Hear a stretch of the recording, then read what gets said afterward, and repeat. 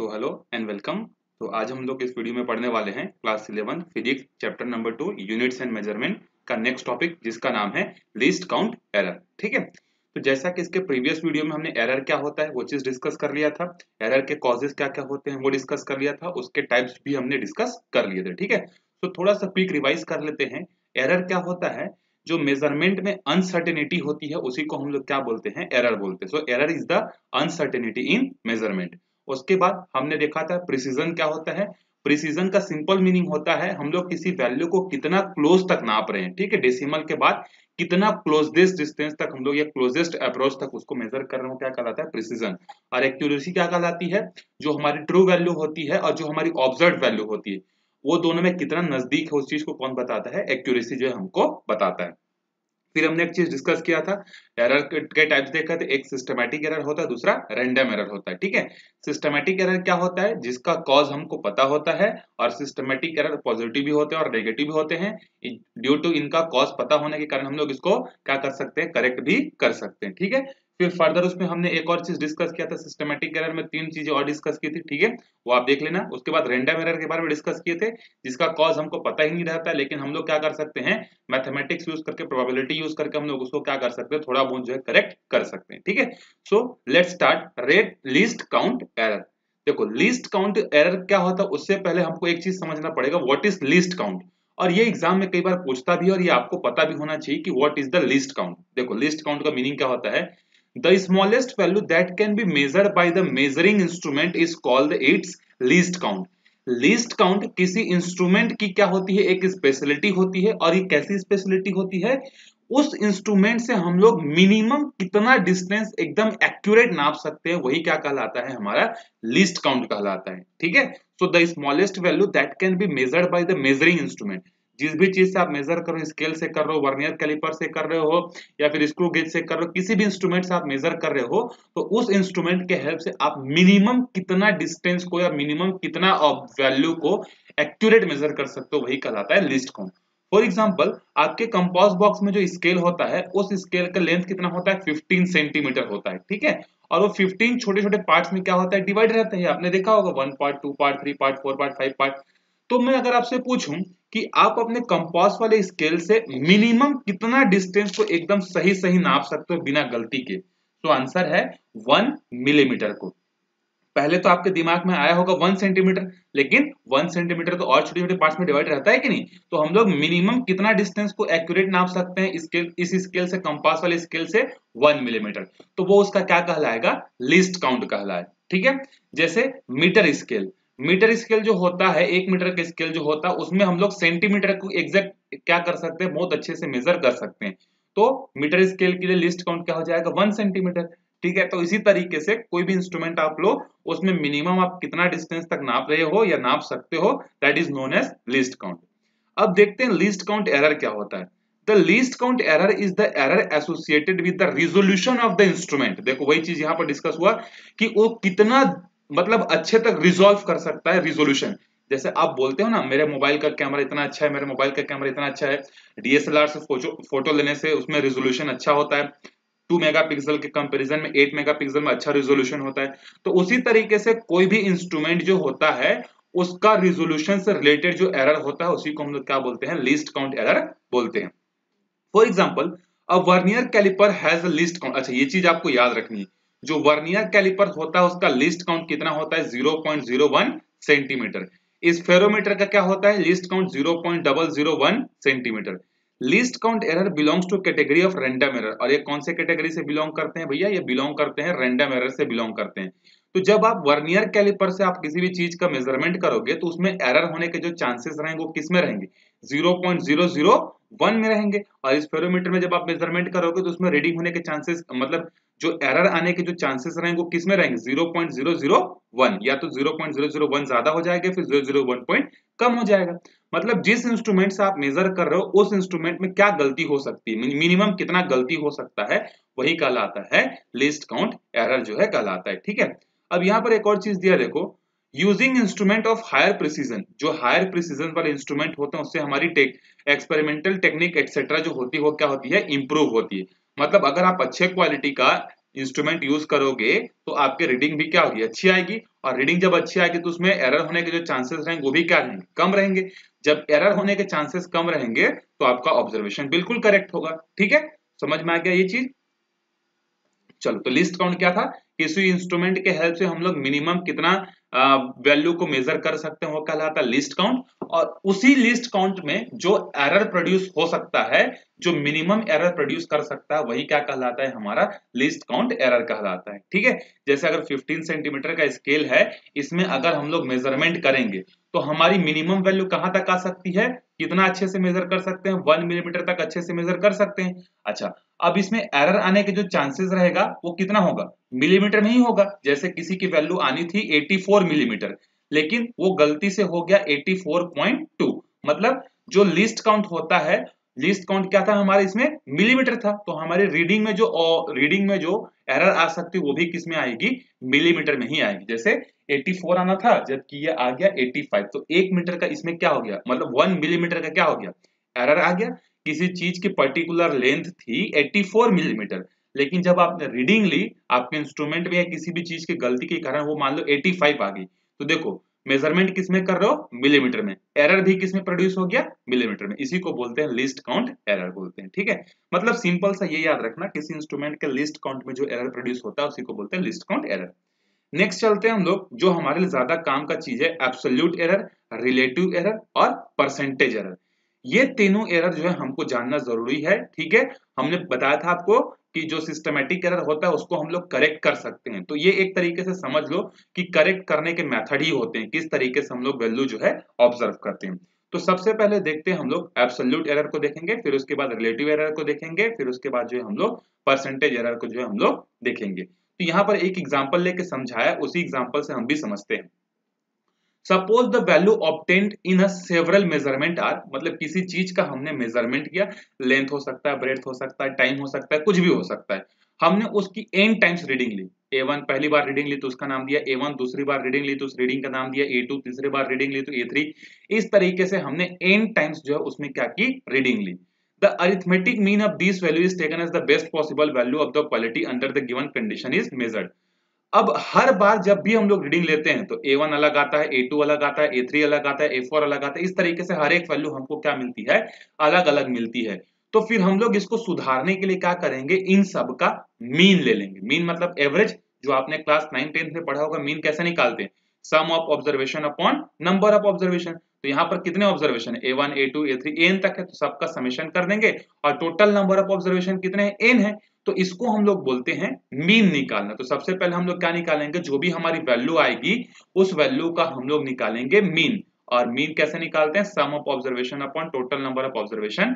अब इस चीज को देख के आपको डरने की जरूरत नहीं है ना, ये सिग्मा से आप रूबरू हो, सिग्मा का मतलब होता है समेशन, और समेशन कहां से कहां तक कर रहे हो, 1 से लेके n तक का कर रहे हो। और यहाँ पर फॉर्मूले में क्या है, ए आई का मतलब आई की जगह 1, आई की जगह 2, आई की जगह 3, ऐसे कहां तक रखोगे, n तक रखोगे, और डिवाइडेड बाई n। तो हमने क्या निकाल लिया, जो भी हमारी वैल्यू आई थी, रीडिंग्स आई थी, सारी रीडिंग्स का जो है हमने क्या कर लिया, मीन निकाल लिया। अब यहाँ पर देखो हाईलाइट करके दिया हुआ है एक चीज, इसको हम लोग देखते हैं। पहला काम समझ में आया, जो भी आपकी रीडिंग आएगी उसका आपको मीन निकालना है, मतलब रीडिंग का मीन। और रीडिंग का मीन कैसे निकलता है, sum of observation upon total number of observation से निकलता है। देखो ये क्या बोल रहा है, the magnitude of difference between true value of quantity and the individual measurement value is called the absolute error of the measurement. अब एब्सोल्यूट एरर क्या होता है, देखो किसी भी चीज का मीन हमने निकाला, यहां पर हमने क्या निकाल लिया, सारे रीडिंग्स का हमने मीन निकाल लिया। मीन निकालने के बाद हर एक रीडिंग को देखेंगे कि जैसे मान लो हमने कुछ रीडिंग निकाली, उस कुछ रीडिंग कैसे थी, जैसे 1.12 एक रीडिंग थी हमारे पास, दूसरी थी 1 हमारे पास 14 रीडिंग थी, उसके बाद 1.18 हमारे पास रीडिंग थी मान लो, और इन सब का जो मीन आया वो था 1.15। तो ये वैल्यू ये बोलना चाहता है, हाईलाइटेड वाला रीजन, कि जो एब्सोल्यूट एरर जो होता है वो क्या होता है, जो आपने मीन वैल्यू निकाली है उस मीन वैल्यू से जो इंडिविजुअल रीडिंग्स हैं वो कितना डिफर कर रही हैं, यही चीज हमारा क्या कहलाता है, एब्सोल्यूट एरर जो है कहलाता है। ठीक है, देखो यही बोल रहा है कि नहीं, द मैग्नीट्यूड ऑफ, मैग्नीट्यूड मतलब यहां पर आपको प्लस में डिफरेंस आए चाहे माइनस में डिफरेंस आए उससे मतलब नहीं है, हमको सिर्फ मैग्नीट्यूड से मतलब है। The magnitude of difference between the true value of the quantity and the individual measured value is called the absolute error. जैसे यहाँ पर देखो डेल्टा A1, मतलब पहली वाली जो रीडिंग हमने ली वो हमारी जो मीन वैल्यू आई है उससे कितना कम या ज्यादा है, उसको कौन बता रहा है? Delta A1। जैसे हमारा मीन कितना आया था 1.15, तो इसको हम लोग यहां पर मान लेते हैं कि हमारी मीन है 1.15 और हमारी पहली रीडिंग हमने कितना मानी थी 1.14 मानी थी। ठीक है, तो पहली रीडिंग हमने कितनी मानी थी 1.14। इन दोनों में कितने का डिफरेंस क्रिएट हो रहा है? तो इन दोनों में डिफरेंस क्रिएट हो रहा है 0.01। तो ये किसकी वैल्यू होगी? डेल्टा A1 की। मतलब पहली वाली जो रीडिंग है वो जब हमने मीन निकाली उस मीन से कितना डिफर कर रहा है। दूसरा वाला कैसे निकालेंगे? अगेन मीन तो हमारा सेम है 1.15 और दूसरी हमारी रीडिंग कितनी थी 1.18 थी सपोज दैट, तो 1.18, तो कितने का डिफरेंस आएगा? तो जीरो, आप बोलोगे कि माइनस 0.3 का, लेकिन यहां पर हमको माइनस नहीं निकालना, हमको सिर्फ मैग्नीट्यूड चाहिए। ठीक है, तो इसी को हम लोग delta A1, delta A2, delta A3, delta AN करके हम लोग सबको निकाल लेंगे। लेकिन एब्सोल्यूट एरर जो होता है वो किसमें होता है? ऑलवेज भी पॉजिटिव। इसीलिए यहां पर देखो क्या लगा है मॉड्यूलस, क्योंकि किसी भी चीज में जब मॉड्यूलस लग जाता है तो उसकी वैल्यू जो है हमेशा प्लस में आती है। अभी आप मैथमेटिक्स में पढ़ोगे मॉड्यूलस फंक्शन करके चैप्टर नंबर 2 में। ठीक है, तो चैप्टर नंबर 2 में when you studies about the modulus function then you will know what is the meaning of this symbol this. ठीक है, सो यहां पर हमेशा एब्सोल्यूट एरर किसमें आएगा? पॉजिटिव ही आएगा। चलो सेकंड देखते हैं। The arithmetic mean of all absolute error is taken as the final mean absolute error। अब देखो हमने क्या निकाला? सबसे पहले मीन निकाला, फिर हमने हर एक इंडिविजुअल रीडिंग को देखा कि वो हमारी मीन से कितना कम या ज्यादा है, तो हमको मिल गया ये जो डेल्टा में जो हमको मिला है ना, इस डेल्टा में जो मिला है इसको हम लोग बोलते हैं absolute error, mean absolute error, क्योंकि ये मीन से हमने माइनस करके एरर निकाला, तो मीन एब्सोल्यूट एरर कहलाता है। ठीक है, अब ये सबका हम लोग क्या करेंगे? फिर से डेल्टा निकालेंगे। जैसे हमारे पास ओरिजिनल रीडिंग थी A1, A2, A3, A4, उन सब का मीन निकाला था। अब हम लोग delta A1, delta A2, delta A3, delta A4 सबका जो है मीन निकालेंगे। ठीक है, तो वही चीज हमने क्या, sum of observation upon total number of observation. ठीक है, तो ये क्या कहलाता है? Mean absolute error. और ऊपर वाला क्या कहला रहा था? सिर्फ एब्सोल्यूट एरर कहला रहा था। ठीक है, तो ये है मीन एब्सोल्यूट एरर। उसके बाद देखो if we do a single measurement the value we get में, अगर हम लोग अगर किसी वैल्यू का मेजरमेंट लेंगे तो उस वैल्यू के मेजरमेंट को हम लोग कैसे लिख सकते हैं? एक तो हमारे पास मीन रहेगा, मीन में भी थोड़ा बहुत कम या ज्यादा हो सकता है, और वो कितना कम ज्यादा हो सकता है? तो जब हम लोग सबका माइनस निकालेंगे और माइनस निकाल के सबका एडिशन करेंगे तो जो आएगा वो हमारा क्या रहेगा? हमारा आंसर रहेगा। इसका मतलब देखो, इसका मतलब ये है कि जैसे हमारी मीन मान लो आई थी, कितनी आई थी हमारी मीन? 1.15, और फिर जब हमने delta A1, delta A2, delta A3 सबकी निकाली तो मान लेते हैं कि वो वैल्यू हमारे पास आ गई 0.02। तो ये वाली पहली वाली जो वैल्यू है ये क्या कहलाएगी? ये कहलाएगा मीन एब्सोल्यूट, और उसके बाद ये क्या कहलाएगा? मीन एब्सोल्यूट एरर कहलाएगा, क्योंकि हमने एरर्स का मीन निकाला है। ठीक है, एक एग्जांपल जब करेंगे ना तो आपको बहुत अच्छे से समझ में आ जाएगा, आप उसके लिए टेंशन मत लो कि सर ये कैसे हो गया, ये कैसे हो गया, हमको समझ में नहीं आया करके। ठीक है, चलो उसके बाद देखते हैं। बस अभी समझ लो कि जब हमको एब्सोल्यूट एरर निकालना होगा तो क्या करेंगे? जितनी भी रीडिंग से सबका एवरेज ले लेंगे, और जब हमको मीन एब्सोल्यूट एरर निकालना होगा तो हम लोग सारे इंडिविजुअल रीडिंग्स को पहले मीन से माइनस करेंगे, फिर मीन से माइनस करने के बाद जो आएगा फिर उसका मीन लेंगे, तो मीन एब्सोल्यूट एरर कहलाता है। ठीक है, उसके बाद देखते हैं सेकेंड रिलेटिव एरर क्या होता है। The relative error is the ratio of mean absolute error delta A mean to the mean value of these two quantity. मतलब हमने जो ये दो क्वांटिटी निकाली है ए मीन और डेल्टा ए मीन, इन दोनों का जो रेशियो होता है इसी को बोलते हैं हम लोग रिलेटिव एरर। तो देखो रिलेटिव एरर का फॉर्मूला याद रखना, भी न्यूमेरिकल में काम आएगा हमारे पास। रिलेटिव एरर क्या समझ में आ गया?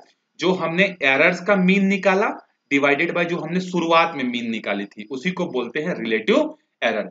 और उसके बाद परसेंटेज एरर क्या होता है? जब हम लोग रिलेटिव एरर को 100 से मल्टीप्लाई करके उसको परसेंटेज के टर्म्स में लिख देते हैं ना, जैसे मान लो एरर आई है 0.32, ये एरर आई है, तो ये क्या कहलाएगा? भी रिलेटिव एरर कहलाएगा। लेकिन अगर इसी को 100 से आप मल्टीप्लाई कर दोगे तो ये क्या बन जाएगा? परसेंटेज एरर, क्योंकि अब ये परसेंट के टर्म में आ जाएगा। कैसे आ जाएगा? मतलब हमारी रीडिंग में 32% का क्या है, एरर है। समझ में आ गया आपको? तो रिलेटिव एरर को जब हम लोग 100 से मल्टीप्लाई कर देते हैं तो वही चीज कन्वर्ट हो जाती है किसमें, परसेंटेज एरर में कन्वर्ट हो जाती है। देखो delta A mean divided by A mean into 100।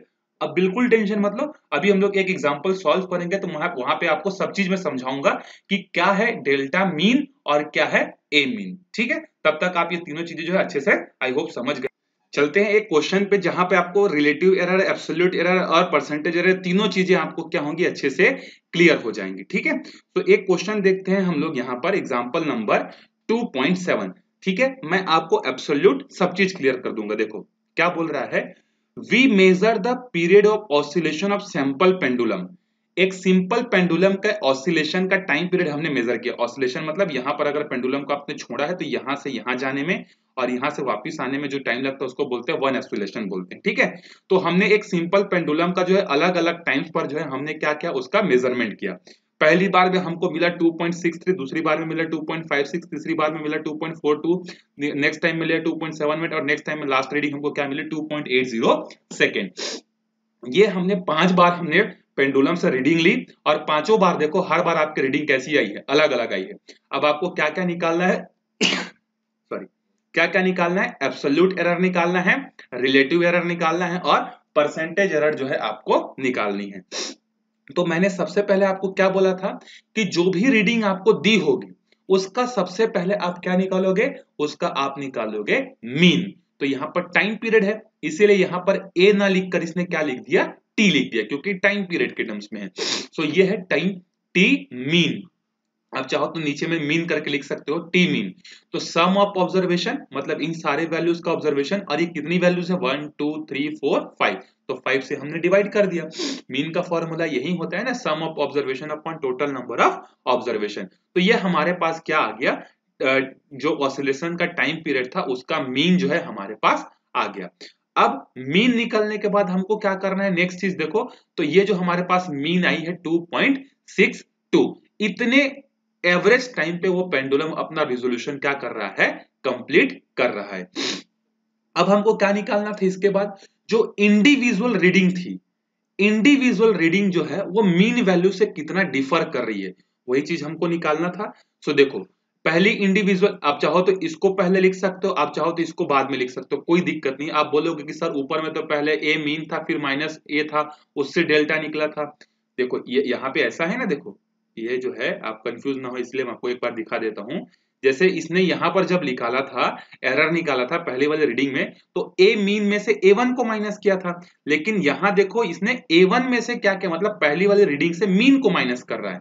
ये पहली वाली रीडिंग है उसमें से मीन माइनस हुई, दूसरी वाली रीडिंग से मीन माइनस हुई, तो उससे हमको फर्क नहीं पड़ता, क्योंकि अल्टीमेटली जो एरर्स जो होंगे उसको हमको मॉड्यूलस में लेना है। मॉड्यूलस मतलब हमको सारी वैल्यूज पॉजिटिव लेनी है, तो इसको आगे लिखो चाहे इसको पीछे लिखो कोई फर्क नहीं पड़ता। सो पहली रीडिंग माइनस मीन, या मीन माइनस पहली रीडिंग करोगे कितना आएगा 0.01, मतलब पहले वाले ऑब्जर्वेशन में मीन वैल्यू से इतना डिफरेंस क्रिएट हो रहा है, दूसरी वाली में इतना, तीसरी वाली में इतना, चौथी वाली में इतना, पांचवी वाली में इतना। ये सब क्या है, मीन से इतना डिफरेंस क्रिएट कर रहे हैं। अब मैंने आपको सेकेंड टाइम में ये बताया था कि आप इन दोनों का क्या निकालो, जो एरर्स आए हैं उनका वापिस से मीन निकालो। पहले तो ओरिजिनल रीडिंग का मीन निकालना है, फिर ओरिजिनल रीडिंग का मीन के साथ डिफरेंस निकालना है, फिर जो डिफरेंस आएगा उसका वापिस से एरर निकालना है। तो sum of observation upon total number of observation ये आ गया। अब आपको चाहिए एब्सोल्यूट एरर। तो एब्सोल्यूट एरर क्या था, a mean plus minus delta A mean था कि नहीं। यहां देखो जब एब्सोल्यूट एरर का मैंने फॉर्मूला पढ़ाया था आपको, तो एब्सोल्यूट एरर क्या था एक बार देख लेते हैं फटाफट से, 2 मिनट लगेगा, 2 सेकंड लगेगा। हाँ ये एब्सोल्यूट एरर क्या था, देखो ए मीन प्लस माइनस डेल्टा ए मीन। तो इसी फॉर्मूले में जब हम लोग रख देंगे यहाँ पर T mean plus delta T mean, मतलब पहली वाली जो वैल्यू आई है प्लस इसको साथ में लिख देंगे तो हमको क्या मिल जाएगा, एब्सोल्यूट एरर मिल जाएगा। तो देखो पहली वाली रीडिंग कितनी थी 2.62 थी, मतलब इसने डेसिमल के एक डिजिट तक लिखा है, यहाँ पर भी डेसिमल के एक डिजिट तक लिखा है, कोई दिक्कत नहीं, आप एक डिजिट तक लिखो चाहे 2 डिजिट तक लिखो कोई फर्क नहीं पड़ता। तो 2.6 आप एक डिजिट तक लिखना, जैसे यहाँ पर देखो 2.62 प्लस माइनस, ये प्लस में है और ये माइनस में, कोई फर्क नहीं पड़ता। ठीक है, तो 2.6 प्लस 0.1 डेसिमल के एक डिजिट तक लिखना है आपको। ठीक है, तो 2.6 प्लस माइनस 0.1 ये है हमारा एब्सोल्यूट एरर। उसके बाद रिलेटिव एरर कैसे निकालते हैं? तो रिलेटिव एरर का फॉर्मूला क्या था भैया? रिलेटिव एरर का फॉर्मूला था कि जो हमारे पास एरर का मीन आया है उसको इस मीन से क्या करना है? डिवाइड करना है। मतलब रिलेटिव, ग्राफिक्स फिर प्रॉब्लम क्रिएट किया। Relative error is equal to, हमारे पास क्या हो जाएगा फॉर्मूला? डेल्टा टी मीन, मतलब उसके मेजरमेंट में जो एरर्स आई है डिवाइडेड बाय टी मीन। ठीक है, मतलब एरर्स में कितना का आया था? देखो एरर्स का समेशन कितना आया था, यहां पर एरर्स का समेशन आया था 0.01। इसको आपको डिवाइड करना है किससे? जो आपकी ओरिजिनल रीडिंग का एवरेज था, कितना? ये जो आया था 2.62। तो इन दोनों को डिवाइड करोगे, 0.1 डिवाइडेड बाय 2.6। याद रखना डेसिमल के एक डिजिट तक आप लोगे तो आपका सिग्निफिकेंट फिगर के हिसाब से एकदम एग्जैक्ट आंसर आ जाएगा। ठीक है, सो रिलेटिव एरर क्या था समझ में आ गया? जो हमारी एरर थी डिवाइडेड बाय मीन वैल्यू, तो जब आप इसको डिवाइड करके वैल्यू के फॉर्म में लिखोगे तो वो रिलेटिव एरर हो जाएगा। और जो वैल्यू आई है अगर उसी को 100 से नेक्स्ट स्टेप में मल्टीप्लाई कर दोगे तो वो बन जाएगा परसेंटेज एरर। ठीक है, तो आई होप आपको ये न्यूमेरिकल समझ में आया होगा।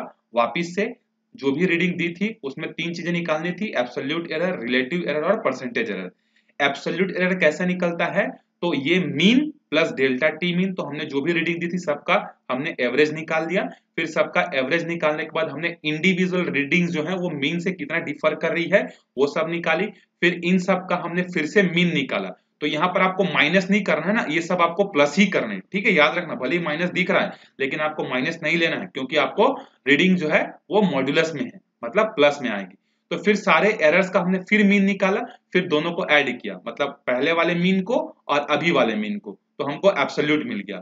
फिर जब हमने इसमें से पूरा पहले वाली वैल्यू को डिवाइड कर दी तो हमको क्या मिल गया? रिलेटिव एरर मिल गया। रिलेटिव एरर को जब हमने 100 से मल्टीप्लाई कर दिया तो हमको मिल गया परसेंटेज एरर। तो आई होप आपको समझ में आ गया होगा ये। ठीक है, नहीं आया होगा तो बेझिझक बिल्कुल मेरे से कमेंट करके बता सकते हो। और आप लोग पढ़ाई पे थोड़ा ध्यान दो। ठीक है, मिलते हैं अगले वीडियो में, तब तक के लिए बाय बाय।